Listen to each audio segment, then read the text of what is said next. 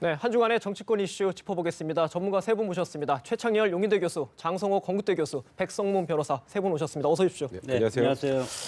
네, 먼저 저희가 이제 현장 요 인근이죠. 광화문 광장에서 오늘 5차 촛불 집회가 열리고 있습니다. 오늘 좀 궂은 날씨라서 그런지 저번보다는 조금 인파가 좀 적은 것 같은데 오늘 상황 좀 어떻게 보십니까? 그래서 지금 이제 뭐 최대 인파가 모일 네. 것으로 예상은 예상이 그렇게 되고 있는데 됐었죠. 말씀처럼 뭐 지금은 좀 눈이 그친 것 네. 같은데 아까는 바람도 많이 불고 날씨가 좀 사납더라고요. 네. 근데 오늘 지방에서 가장 많이 올라온 것 같아요. 저도 아까 우연히 거리에서 이제 어떤 사람을 만났는데 전북 익산에서 혼자 올라왔다고 그러더라고요. 새벽에 도착했다고 저한테 표까지 이렇게 보여주시던데. 그래서 지금 당장은 이제 아까 화면 보니까 좀 빽빽하게 밀도가 꽉 찬 것 같지 않아 보이긴 한데 이따가 6시, 7시 정도 되면 오히려 이제 더 인파가 더 모일 수도 있다. 이 집회, 이 시민들이 그런 생각이 좀 들고요. 오늘 촛불 집회라는 건 뭐 다들 뭐 익히 알고 있는 거겠습니다만 탄핵 특검 그리고 이제 국정조사도 앞두고 있는 그런 아주 긴박한 상황이잖아요. 거의 뭐 탄핵도 초입게 들어가는 것이고 이런 상황에서 상당히 민심이 국회 탄핵을 압박할 수 있는 그러한 하나의 그 시민의 에너지 이것이 보여주는 아주 분수령이 될 수 있는 집회다라고 이렇게 보여집니다. 예. 오늘 청와대에서 200m까지 행진을 허용했죠? 네. 뭐 좀 어떻게 좀 해석을 해야 되겠습니까? 뭐 지금 두 번에 걸친 이제 촛불 시위가 있었고 여기서 평화적인 어떤 집회가 이루어졌지 않습니까? 네. 그래서 법원 입장에서도 시민들이 원하는 것은 최소한도로 이제 일단은 뭐 집시법에 보면 100m까지인데 그 가장 근접한 200m 정도 그 상징적인 의미가 있습니다. 그래서 거기까지 이제 법원에서 허용을 한 것 같고 뭐 오늘도 마찬가지로 지난번 100만 시위 때만큼 시민들이 질서정연하게 시민들이 원하는 그런 것들을 청와대에 전달하는 그런 것으로 그래서 이제 이것이 이제 민심은 천심이라고 하지 않습니까? 하여튼 뭐 그러나 뭐 민주주의라는 것은 뭐 절차적인 민주주의이기 때문에 시간이 필요하고 인내심이 필요하다. 이것이 이제 민주주의입니다. 그래서 성숙된 시민의식을 보여주리라고 생각합니다. 네, 저희 지금 현장 화면을 보면 이제 집회 참가자들이 행진을 시작을 하고 있는 모습을 보실 수 있고요. 백 변호사님, 지금 뭐 잠깐 말씀해 주셨는데 매주 이렇게 조금씩 청와대로 근접해 가고 있어요.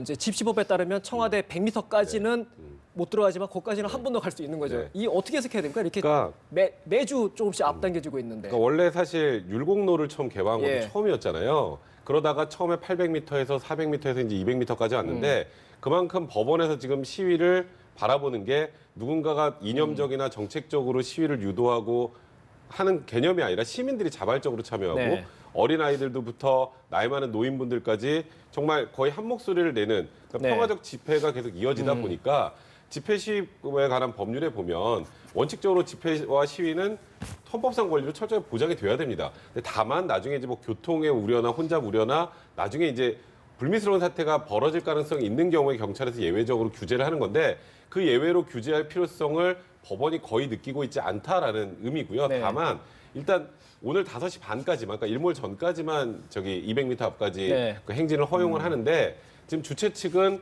다음 주에는, 그러니까 일단 지금 항고를 내놓은 상태입니다. 다음 주에는 아예 야간에도 거기까지 갈 수 있게 허용해달라고 하는데 그걸 허용해 줄지를 일단 좀 지켜봐야 될 것 같고요. 이제 사람이 지금보다 이제 6시, 7시가 되면 더 많이 늘어나지 않습니까? 사람이 많이 늘어나면 늘어날수록 위험 요소는 상존하고 있습니다. 이제 그런 부분을 이제 법원이 여러 가지 이익을 고려해서 결정을 하는 것 같은데요. 일단 기본적인 방침은 법원은 이번 집회는 굉장히 평화적으로 계속돼 왔고 앞으로도 평화적으로 이어질 것이다라는 확신 하나고 있고요. 그다음에 두 번째로는 이 집회 목적은 대통령에게 국민의 목소리를 들려주겠다라는 의미가 있기 때문에 아까 말씀하셨던 것처럼 극단적으로 100m 앞까지도 갈 수 있는 그런 개연성이 있지 않을까라는 생각이 개인적으로 조심스럽게 듭니다. 지금 좀 전만 해도 비가 왔었는데 지금 화면을 보면 좀 비가 조금 다소 그친 것 같습니다. 이제 행진이 이어지고 있고요. 최 교수님, 일단 이 상황을 가장 아무래도 숨죽이며 지켜보고 있을 곳이 청와대일 겁니다. 박근혜 대통령 지지율이 4%까지 떨어졌어요. 3주간 5%를 찍다가 1%포인트 떨어졌습니다. 대통령의 추가 메시지 다음 주에 나올 수 있을까요? 5% 연이어 5%이다가 이제 그나마도 이제 무너졌는데 뭐 무너졌다라는 표현도 의미가 없죠. 그리고 보다 중요한 게 계속 90%가 이제 부정평가였는데 그 부정평가도 늘어났어요. 93%인가로 늘어났더라고요. 갤럽 조사를 보니까. 그래서 이미 이제 국민의 민심, 뭐 여론조사로 나타난 민심을 거론한다는 건 별로 의미도 없는 것 같아요. 숫자 자체가 별로 의미가 없는 상황이고 뭐 여러 번 말씀들을 나누는 얘기입니다만 대통령에 대한 국민들, 주권자인 국민들은 주권을 정확하게 행사하고 있는 거라고 봐야 될 겁니다. 그래서 사실상의 정치적인 그 뭐 사망이라고 할까, 뭐 그런 것들로 다가가고 있는 거 아니겠어요? 탄핵이 바로 그거니까. 근데 문제는 이제 이러한 촛불 집회가 지금 뭐 당장은 오늘 이제 200만이 모일거나 뭐 우리가 봐야지 하겠습니다만 이 촛불 집회 이후에 어떤 모습을 갈 것이냐를 우리가 서서히 준비를 해야 되지 않느냐. 탄핵이 이제 뭐 12월 2일 얘기도 나오고 있고 9일 얘기도 나오고 있지 않습니까? 12월 2일이 됐건 9일이 됐건 물론 정지석 새누리당 원내대표는 탄핵을 뭐 정기국회 이후에 해야 된다는 얘기 나오고 있으나 뭐 그 목소리는 상당히 작은 목소리고 별로 설득력이 있게 들리지 않는 상황이니까 탄핵 이후에 저 촛불의 모습은 어떻게 변할까를 우리가 생각할 필요가 있다. 결국 뭐 탄핵이 의결된다고 가정할 때 헌재의 판단은 남아 있습니다만 그동안 촛불이 계속 퇴진만 외칠 것인가 아니면 촛불 이후에 여러 가지 개헌이라든지 향후 어떤 정치 일정을 가져갈 것이냐의 직접 민주주의적 관점에서 참여할 것인가 이런 점들이 촛불의 진화에 관련된 문제라고 봐요. 단지 김진태 의원이 촛불은 바람이 불어도 꺼지지 않는다 해서 뭐 LED 나오고 이런 물리적인 측면 말고 촛불이 어떻게 진화할 것인가, 이게 개헌으로 갈 것인가, 정계 개편으로 갈 것인가 이런 것들을 우리가 주시할 필요가 있다고 생각합니다. 그 여기 좀 이어가지고 장 교수님한테 좀 여쭤볼게요. 네. 그 지난주에 법무장관이랑 민정수석이 사의를 표명했는데 일단 뭐 반려한 거 아니냐 이런 얘기까지 나오고 그랬어요. 네. 박근혜 대통령이 다음 주에 추가로 오늘 촛불 상황을 지켜보고 나서 다음 주에 추가로 취할 수 있는 액션이 어떤 게 있을까요? 뭐 특별한 액션이 네. 있겠습니까? 저는 이제 대통령 입장을 보면 죄가 있으면 장렬히 전사하겠다 이런 뜻입니다. 그것은 다만 본인의 어떤 국민이 부여한 대통령의 권한 이것을 스스로 내려놓지는 않고 법적인 절차에 따라서 탄핵을 통해서 국회 탄핵하고 헌재를 통해서 하야가 결정된다면 그거에 따르겠다는 것이고 그 전까지는 대통령의 권한 그것을 헌정 질서를 유지하는 데 최선의 노력을 하겠다.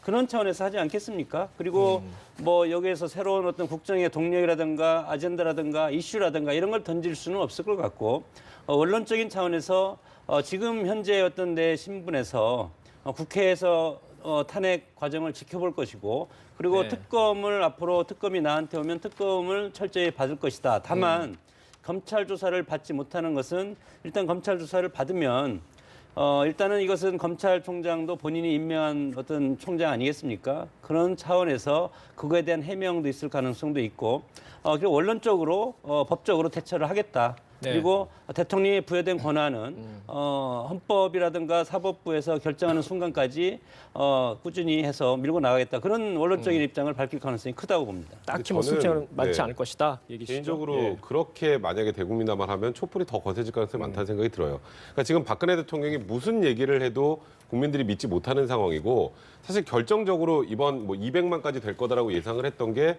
사상 최초로 현직 대통령이 피의자 신분으로 전락을 했고요. 거기서 그 다음 단계가 더 문제라는 생각이 들어요. 유영하 변호사를 통해서 나왔던 얘기가 지금 본인이 임명한 검찰총장 휘하에 있는 검사들의 수사를 아예 부인을 했잖아요. 부인을 하는 건 사실 우리나라 모든 국민들 입장에 생각을 해보면 법치주의 원칙에 정면으로 반하는 겁니다. 박근혜 대통령이 늘상 얘기하셨던 법과 원칙에 본인 스스로 반하는 행동을 했는데 그걸 만약에 예를 들어서 내가 임명한 검찰이어서 내가 수사를 못 받겠다라는 취지에 만약에 해명이 나온다거나 그런 취지로 뭐 이번에는 검찰의 조사를 못 받고 특검으로 가서 조사를 받겠다라고 하면 그건 역시 신뢰성을 인정받을 수 없습니다. 그래서 극단적으로 어떤 분들께서는 대국민 담화를 발표하면 오히려 더 역효과가 날 가능성이 많으니 아예 아무 메시지를 보내지 않거나 그리고 극단적인 표현으로 다음 대국민 메시지가 나와서 국민들이 받아들일 수 있는 건 하야를 선언하는 거 말고는 없지 않을까라는 분석까지 나오는 그런 상황입니다. 제 생각에는 박근혜 대통령의 대국민 담화가 일단 거짓 해명과 대국민 약속 위반이었습니다. 왜 거짓 해명이라 말씀드리냐면은 이 미르와 K스포츠 재단의 그 기금 모금 과정이 대단히 자발적으로 이루어졌다는 말씀을 하셨거든요. 근데 결국은 뭐 그것은 강요에 의한 것이다라고 뭐 공소장에 기재가 된 것이고 또 하나 문제는 검찰의 수사를 받겠다고 했지 않습니까? 그런데 결국 1차, 2차 수사 다 거부했어요. 이런 상황이기 때문에 지금 뭐 말씀처럼 백 변호사 말씀처럼 기본적으로 대국민 담화에서 특별히 퇴진에 관련된 것 이외에는 별로 할 얘기가 없다. 그래서 사과라는 게 별로 전혀 의미가 없죠, 이제.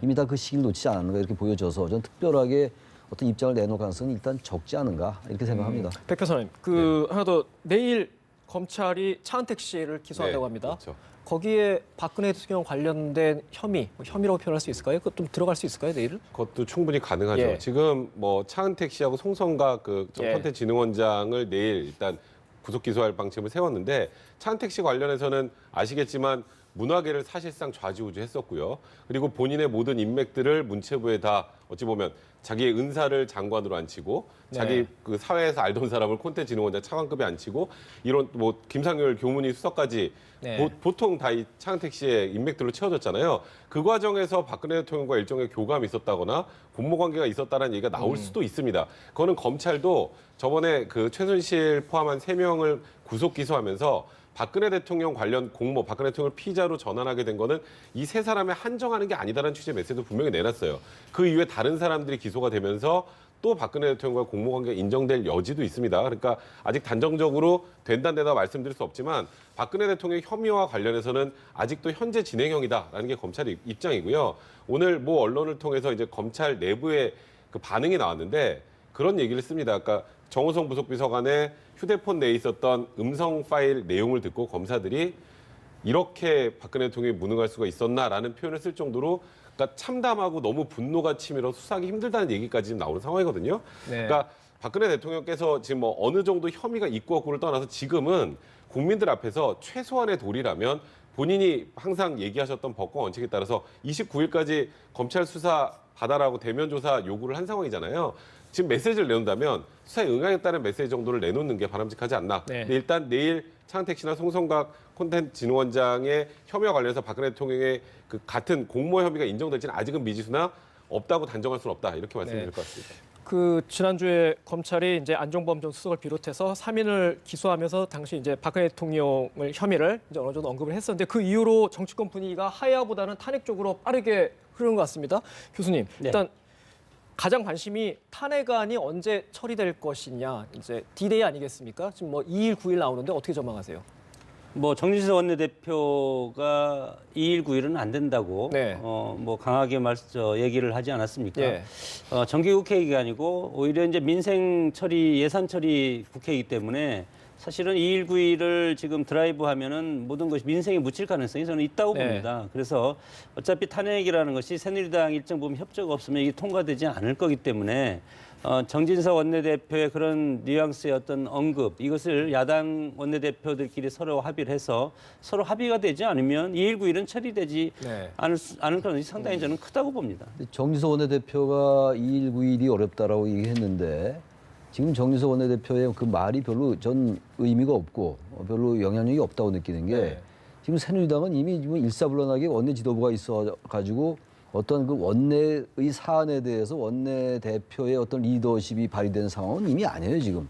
이미 친박과 비박은 이 탄핵에 대해서 완전히 다른 생각을 가지고 있는 것이고 그래서 지금 정진석 원내대표의 그 발언은 참 그 굳이 할 필요가 없었던 발언 아닌가라는 생각이 들고 그럼에도 불구하고 비박계의 지원을 받아야 되는 건데 비박은 어쨌든 김무성 전 대표가 그 이제 대선 불출마 선언하고 탄핵 쪽에 무게를 두겠다라고 얘기를 분명히 했고 따라서 저는 2일이나 9일 중에서 아무리 늦어도 9일 날은 어쨌든 표결에 들어갈 수밖에 없다고 생각이 드는데 아무튼 200표를 확보해야 되기 때문에 현재 28표를 확보해야 되잖아요. 지금 네.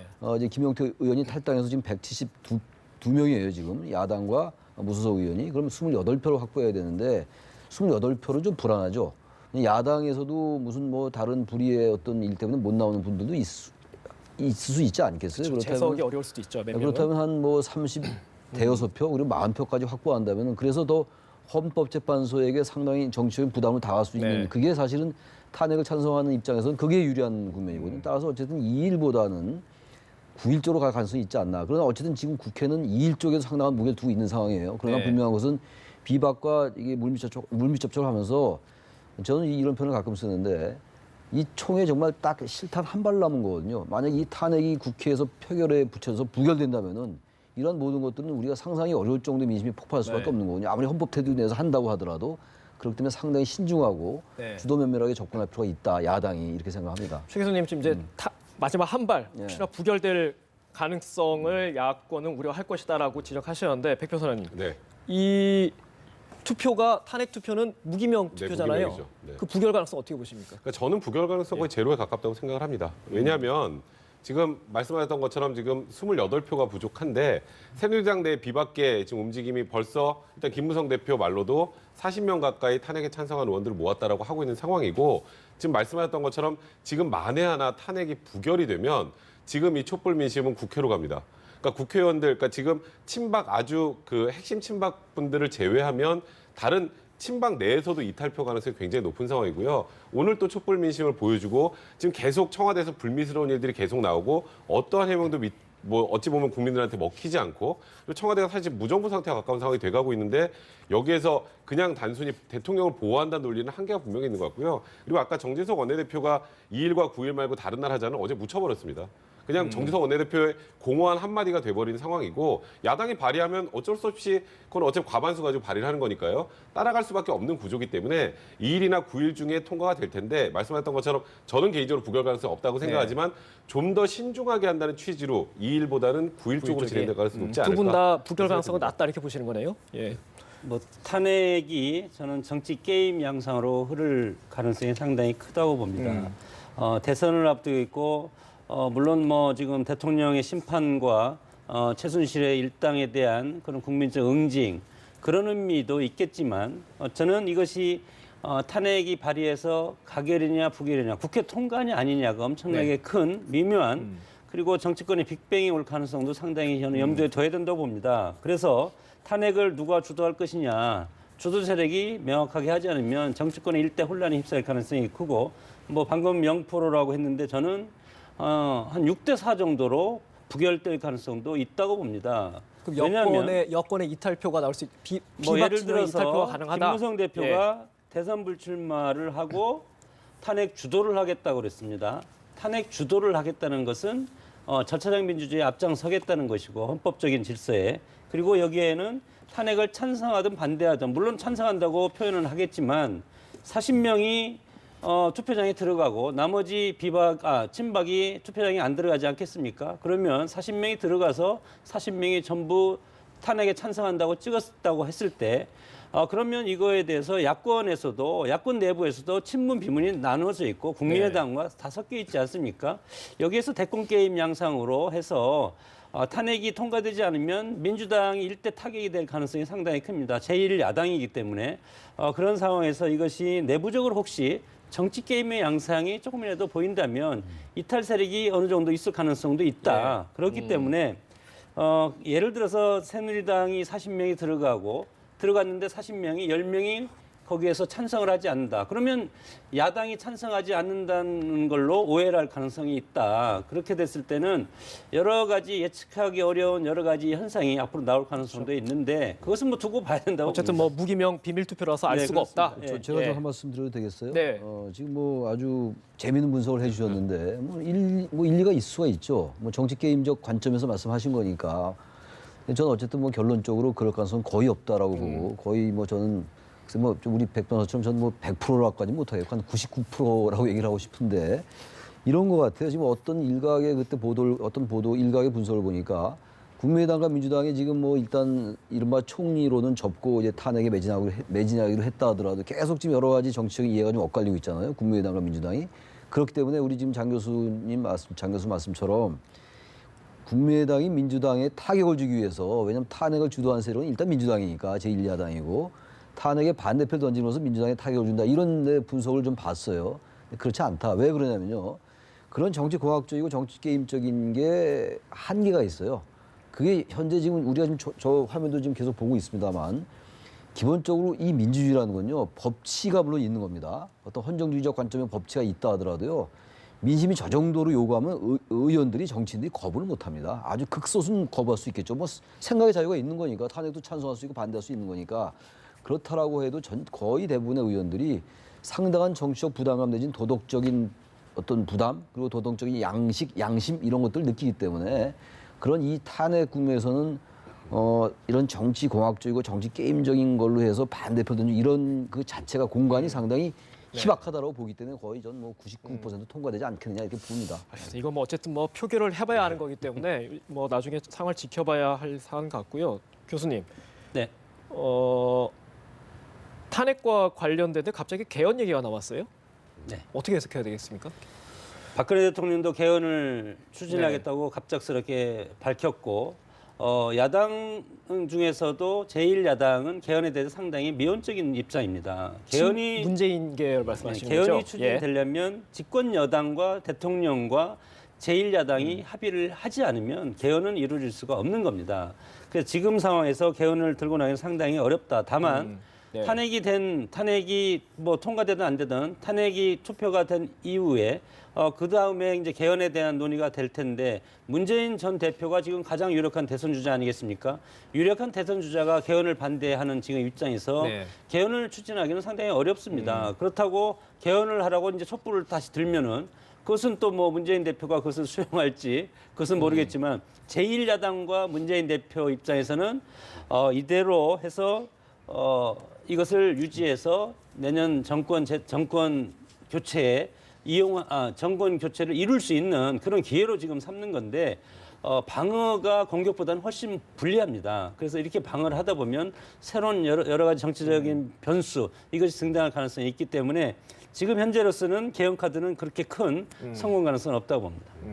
그 뭐 어제 김무성 대표 아니 뭐 네. 소위 비박계 아니면 뭐 비문계 국민의당 진영 이쪽에서는 조금 개헌 쪽에 좀 호의적인 거잖아요. 그러니까 저는 개헌 논의는 활발하게 일어날 거라는 생각이 들어요. 일단 탄핵 의결을 해서 이제 헌법재판으로 넘어가면 네. 정치권에서 그 다음에 해야 될 거는 일단 직무권한 대행 체제, 뭐 황교안 총리가 만약에 직무권한 대행을 하면 그 부분과 관련해서 어떻게 대응할 것인가 하나 하고 두 번째는 5년 단임제 대통령제로서 생기는 이 항상 임기 말에 생기는 이런 문제들을 어떻게 해소할 것인가에 대한 논의를 하다 보면 결국 자연스럽게 이제 통치 구조로 관련된 네. 개헌론으로 갈 수밖에 없는데 말씀하셨던 것처럼 더불어민주당 내에서 친문 쪽은 이제 개헌을 반대하지만 더불어민주당 내에서도 지금 개헌을 찬성한 쪽은 있으나 다만 이제 선호하는 그 정치 통치 구조가 다 다르거든요. 네. 그러니까 4년 중임제가 있을 수 있고 또 의원 내각제가 있을 수 있고 또 이원 집정부제가 있을 수 있는데 각각의 이해관계에 따라 다 지금 주장하는 바가 달라서 현실적으로 이 단일한 안을 만들어서 개헌을 통과시킬 수 있을지 그 부분과 관련해서는 굉장히 저도 좀 회의적입니다. 백 변호사님 일단은 만약에 탄핵안이 가결된다면 그 이후에 헌재 탄핵 심판 동안 정치권이 딱히 할 일이 그렇죠. 없기 때문에 그렇습니다. 개헌 논의로 갈 것이다.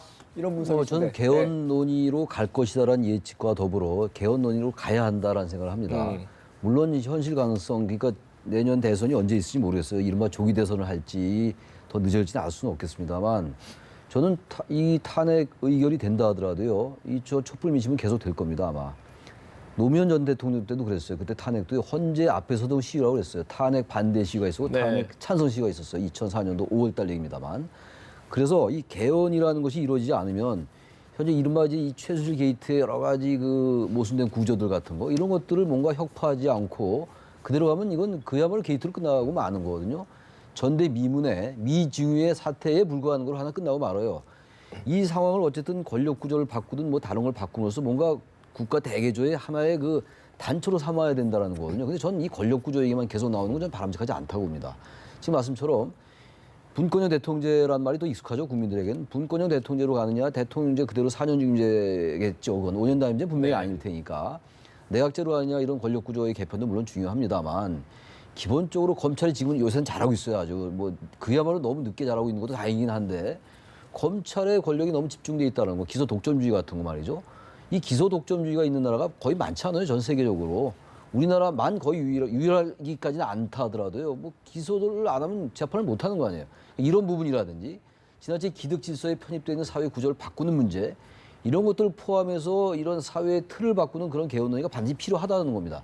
단지 그것이 정치권의 이해관계 때문에 이루어질지 안 이루어질지는 전혀 별개의 문제예요. 그러나 어쨌든 저 촛불은 분명히 제가 아까 모두에 진화한다고 말씀드렸던 게 퇴진을 요구하는 한편 이 나라를 바꾸자라는 쪽으로 갈 공산이 대단히 커요. 민심은 그렇게 간단치가 않거든요. 그래서 그런 쪽으로 간다면 정치권이 이 개헌 논의에 마냥 등 돌리고 있지는 어려울 거다. 그래서 지금 아까 우리 장 교수님 좋은 말씀하셨는데 문재인 전 대표는 지금 개헌에 부정적이고 안철수 전 대표는 좀 소극적이에요. 반면에 손학규 전 대표는 개헌에 아주 적극적이고 정의화 전 국회의장도 개헌에 적극적. 이런 개헌 세력과 개헌 약간 소극적이거나 부정적인 세력이 있어요. 이 두 세력이 약간 정치적으로 많이 이해관계가 엇갈리고 있죠. 대선과 관련되어 있는 문제인데 그렇다 하더라도 이 정치적 계산하는 건 뭐 그분들의 뭐 생각이니까 어쩔 수가 없다 하더라도요. 아무튼 뭔가를 바꿔야 된다는 여론이 굉장히 높아질 가능성이 높다. 그것이 이제 정계 개편과 어떻게 맞물리냐 문제고 지금 김무성 전 대표는 아마 그런 것 때문에 대선 불출마 선언하고 그리고 이제 정계 개편 그리고 개헌 그러면서 자기가 킹메이커가 되려는 이런 네. 구상과 같이 맞물려 있는 것 같아요. 그것을 우리가 주시해 봐야 된다라고 생각합니다. 개헌 논의하면 보통 이제 제3지대 네. 세력화랑 같이 그렇죠. 맞물려서 이게 나오는데 장 교수님 이게 혹시 촛불은 분명히 제가 아까 모두에 진화한다고 말씀드렸던 게 퇴진을 요구하는 한편 이 나라를 바꾸자라는 쪽으로 네. 갈 공산이 대단히 커요. 민심은 그렇게 간단치가 않거든요. 그래서 그런 쪽으로 간다면 정치권이 이 개헌 논의에 마냥 등 돌리고 있진 어려울 거다. 그래서 지금 아까 우리 장 교수님 좋은 말씀하셨는데 문재인 전 대표는 지금 개헌에 부정적이고 안철수 전 대표는 좀 소극적이에요. 반면에 손학규 전 대표는 개헌에 아주 적극적이고 정의화 전 국회의장도 개헌에 적극적. 이런 개헌 세력과 개헌 약간 소극적이거나 부정적인 세력이 있어요. 이 두 세력이 약간 정치적으로 많이 이해관계가 엇갈리고 있죠. 대선과 관련돼 있는 문제인데 그렇다 하더라도 이 정치적 계산하는 건 뭐 그분들의 뭐 생각이니까 어쩔 수가 없다 하더라도요. 아무튼 뭔가를 바꿔야 된다는 여론이 굉장히 높아질 가능성이 높다. 그것이 이제 정계 개편과 어떻게 맞물리냐 문제고 지금 김무성 전 대표는 아마 그런 것 때문에 대선 불출마 선언하고 그리고 이제 정계 개편 그리고 개헌 그러면서 자기가 킹메이커가 되려는 이런 구상과 같이 맞물려 있는 것 같아요. 그것을 우리가 주시해 봐야 된다라고 생각합니다. 개헌 논의하면 보통 이제 제3지대 네. 세력화랑 같이 그렇죠. 맞물려서 이게 나오는데 장 교수님 이게 혹시 아직은 장외에 있죠? 미국에 있는 반기문 총장의 출마를 염두에 둔 거 아니냐? 친문계에서는 그렇게 의구심을 갖고 있습니다. 어떻게 보십니까? 뭐 새누리당 입장에서는 늦추면 늦출수록 좋은 거죠. 예. 지금 뭐 당이 지리멸렬하고 일단 탄핵이 끝나고 일단은 보수 세력이 일단 결집을 해야 되지 않겠습니까? 예. 그 시간을 벌어야 될 필요성이 있는 것 같고 정치적인 카드입니다. 그런 것들이. 그리고 개헌 카드도 마찬가지로 뭐 방금 제가 말씀드렸지만 문재인 대표랑 민주당이라든가 안철수 전 대표가 이것을 반대하는 되지는 않을 것이다. 다만 이제 탄핵이 끝나고 내년 신년이 되면은 본격적으로 대선 레이스에 들어갈 수밖에 없습니다. 현실적으로. 그러면 각 당에서 대선 주자를 하기 위한 경선 일정이 이제 구체적으로 추진이 되고 그리고 이제 반기문 유엔 사무총장이 들어오지 않겠습니까? 반기문 사무총장이 들어온 순간부터 여당에는 여당, 야당에는 야당, 각 당의 어떤 이합 집산 동시에 다 일어나기 때문에 이런 상황에서 역대 정권 말기를 보면 개헌 문제가 묻혔습니다. 네. 그래서 이 대권 주자들이 들어오기 시작하고 각 당의 대권에서 시작된 순간 이런 것들이 상당히 묻힐 가능성이 있기 때문에 역시 이번에도 이렇게 큰 국가적인 게이트가 발생했음에도 불구하고 개헌 논의가 시작되기도 전에 대선 레이스에 들어갈 가능성이 있기 때문에 국가적인 불행이라고 생각합니다. 이런 것들이. 예, 뭐 좀 개헌에 대해서 입장이 좀 다르시네요. 최 교수님이랑 다르신데. 예. 그 변호사님 마지막으로 야권 상황 짧게만 하나 짚어보겠습니다. 네.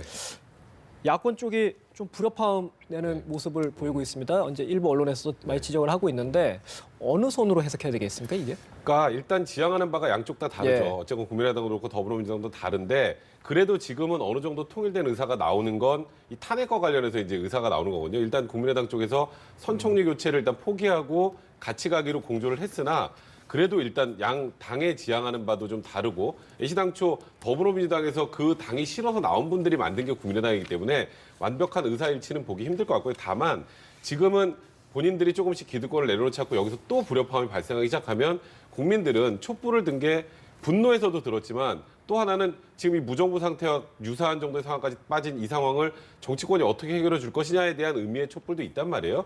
불안을 잠재워야 되는 건 지금 사실 새누리당은 본인들 싸우기 바쁩니다. 그리고 현실적으로 지금 이 상황에서 새누리당이 뭘 나서서 한다고 해서 국민들한테 먹기 힘든 상황이기 때문에 야당도 통일된 안을 내고 국민들의 불안을 잠재울 수 있으려면 지금은 조금씩 양쪽 내려놓고 양보하고 하나의 목소리를 내야지 지금 또 다른 목소리가 나오면 이 다음 촛불은 국회로 갑니다. 그런 생각이 좀 드네요. 네, 일단은 탄핵 공조는 하되 네. 탄핵 이후에는 야3당이 좀 입장이 갈릴 수 있다 이렇게 보면 되겠네요. 예. 개헌 때문에 많이 갈릴 수밖에 없을 예. 것 같아요. 그런 것이 이제 불협화음으로 가지 않고 이른바 이제 그 제3지대 그러니까 정계 개편을 통해서 어떤 협치나 원래 우리가 선거 끝나고 협치 얘기 얼마나 많이 했습니까? 그 최순실 사태를 묻혔는데 그런 쪽으로 간다면 약간의 다양성이 하나의 그 합의로 도출될 과정도 될 수 있을 것 같아요. 그래서 너무 지나치게 야당이 그러한 것을 균열이다, 분열이다라고 보는 시각은 저는 썩 바람직하지 않은 것 같습니다.